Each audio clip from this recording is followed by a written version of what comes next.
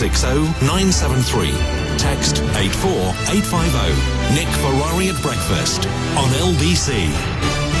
Investigation by one of the newspapers this morning, the Daily Mail, shows that robberies, assaults and even a drive-by shooting are among hundreds of crimes involving people using electric scooters or e-scooters. Now, this has been disclosed by police in areas that have given the go-ahead to e-scooter pilot schemes. The newspaper put in what's called FOI, or Freedom of Information requests, to those areas. Here are some of the offences: shoplifting, drug possession, and suspects using them to escape arrest. Also, pedestrians have been struck by these scooters being ridden illegally on the pavements. And in one incident, a scooter was seen towing a trailer on a 60-mile-an-hour limit road. What was the power of the scooter? I mean, mind you, a trailer, I suppose it could have been a very light trailer. I was thinking like a horse box. I mean, that would be quite something, wouldn't it? I suppose it's one of those incredibly light aluminium ones, is it? Riders have also been stopped while on drunk, or even while drunk or on drugs. Now, Transport Secretary Grant Shapps has spoken of an e-scooter revolution as they're greener and zero emissions. He fast-tracked legislation for trials, and this newspaper sent FOI requests to police forces covering more than 20 cities and towns across Britain. Let me just pick out a couple. Norfolk, police recorded more than 120 incidents involving them last year, including, here we are, a scooter pulling a small trailer. Goodness me. In London, where e-scooters go on trial in the coming months, Scotland Yard said there's 200 incidents last year. Merseyside, more than 100 incidents. And in Merseyside, a gun crime described as an allegation of discharge by a person on a scooter. And then it goes on. Cleveland, Derbyshire, Staffordshire, on and on and on and on and on. How safe? I mean, they don't look particularly safe for the people who ride them, I have to say. And I appreciate we've come out of it now, but in the dark winter, when I'm driven up the old Kent Road in total darkness, normally in a car, not by a horse, but driven up there, the number of people you see with no lights on at all on a scooter and going a fair old clip. How safe are they? Let's speak to someone who's an advocate. Rob Hitch is from e-rideables.org. That's an advocacy group that obviously supports the idea of e-scooters. They seem to be quite helpful in the field of crime, carrying out crime. How do you respond to that, Mr. Hitch? Good morning, Nick. Thank you very much for having me on. It's awful. I think the Daily Mail reported about 551 incidents caused by e-scooter riders. But we need to bear in mind that before the whole e-scooter boom took place, prior to that we had crimes being committed on the push bikes, and then after then mopeds, when mopeds came along, etc. So most of it is down to criminal gangs / antisocial behaviour, which needs to be stamped on and eliminated as much as possible. Fair point. But of course, if you're going to get hit by one of these, if it's riding on the pavement, you could say the same of bicycles, but we wouldn't necessarily want to make more of them, make more incidents where people get struck by moving vehicles of some form. No, completely agree. And obviously, we've had, as you mentioned, you can cause a lot of damage, with a push bike doing 25, 30 miles an hour. They're still being sold, they're still legal, etc. Mopeds, we had many awful incidents where they're actually riding down the pavements to mug people for their phones at speeds possibly greater than 30 miles an hour. So it really is horrendous. But with the push bikes and mopeds, the police have been doing an excellent job in reducing the statistics. Do you think they're necessarily that safe in some instances where they're being driven on main roads, sometimes at quite high speeds there, Mr. Hitch?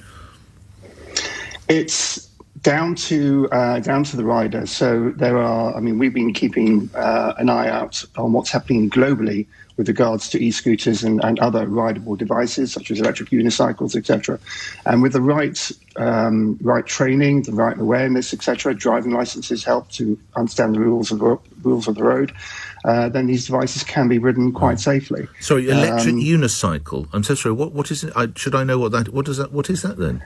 Electric unicycle is just another rideable. Just one wheel? It's a single-wheeled electric vehicle. Wow. And you don't sit on it then, do you? You typically stand on it, so you have pedals either side, and it'll support you. It'll keep itself balanced from front to rear, but you then just steer it accordingly.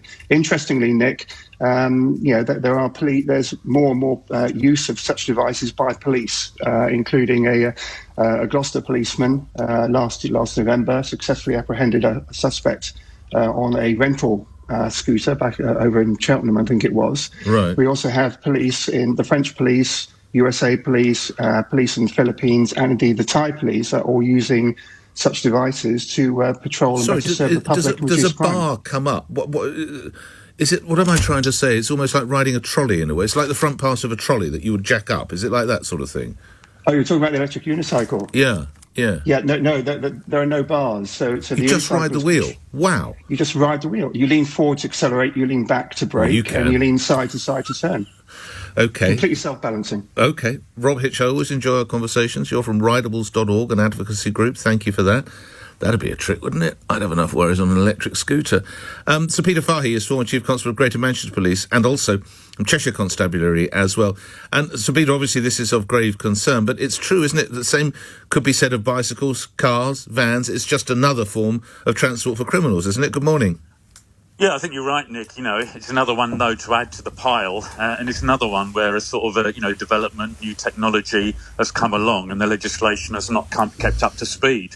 The government is introducing some trials, but really the cat is out of the bag. There's huge numbers of these out there. There are companies selling them without, I think, giving proper guidance to the public as to what they can use them for. And the fact that is our roads and our pavements were not designed for this. And so absolutely, there was a huge problem, particularly in London, with crimes and muggings committed on mopeds. That is developing into e-scooters. Probably you've seen more young people get them. It's a bit like, sadly, that awful story you had about tradespeople having their tools stolen from vans. The fact is you're introducing another quite expensive bit of kit, which then people will steal and become stolen property, and people will be mugged for them. And then clearly there is absolutely the difficult road safety issue. As I say, they're not really suitable for pavements. They're not suitable for all the roads. They're already crowded. You've already got, obviously more bikes, more mobility scooters, more people having dogs. Yes. And it's quite crowded. And the trouble is our roads and our pavements are not designed for all this. So, and the police then have to try and make sense of it. So Peter, what legislation needs to follow, would you suggest? Well, they are, bringing in trials. I do think there needs to be proper licences. The vehicles themselves need to be licensed. The police need to be able to identify them.